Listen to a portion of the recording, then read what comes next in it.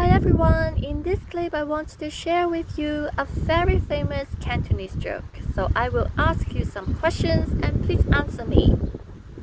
黑貓咩色? 黑色.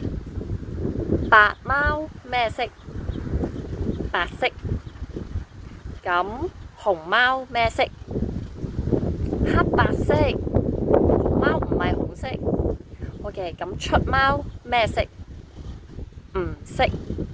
出貓 it means to cheat in an exam. 出貓. So I hope you learned something from this clip. Thanks for watching.